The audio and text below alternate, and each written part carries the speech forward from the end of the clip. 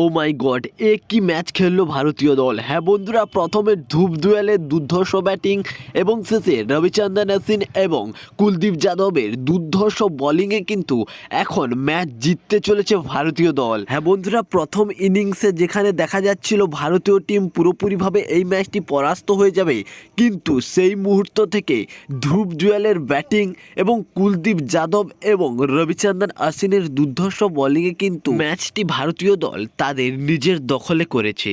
বন্ধুরা, কিভাবে এটি সম্ভব হলো, ধ্রুব জুয়েল কত রান বানালো এবং রবিচন্দ্রন অশ্বিন এবং কুলদীপ যাদব কয়টি করে উইকেট পেল, এই সমস্ত তথ্য কিন্তু এই ভিডিওতে আমরা আলোচনা করব।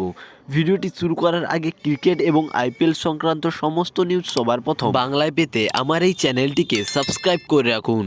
বন্ধুরা, দ্বিতীয় দিনের শেষে যেখানে ভারতীয় দল 171 রানে 7 উইকেট পড়ে গেছিল, সেখান থেকে সবাই প্রায় ভেবে নিয়েছিল যে এই ম্যাচটি প্রায় ভারতের হাতছাড়া হয়ে গেছে, কিন্তু তৃতীয় দিনের শুরুতেই ধ্রুব জুয়েল এবং কুলদীপ যাদবের দুর্ধর্ষ ব্যাটিংয়ে কিন্তু ভারতীয় দল 307 রান পর্যন্ত পৌঁছে যায়।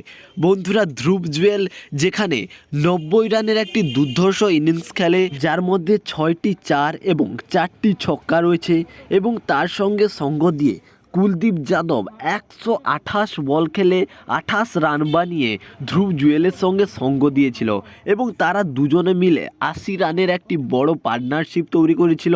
মাত্র আর 49 রান বাকি ছিল ইংল্যান্ডের রানের সমান হতে।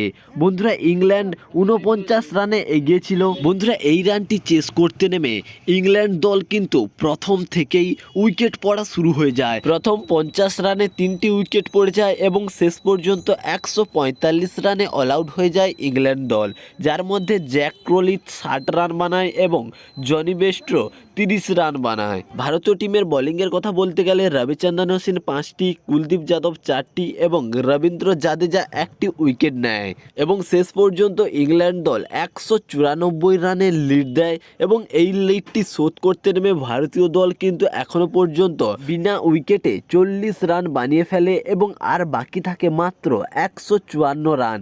এই রানটি যদি করতে পারে ভারতীয় দল, এই ম্যাচটি খুব সহজে জিতে সিরিজটি কিন্তু তাদের নামে করে নেবে।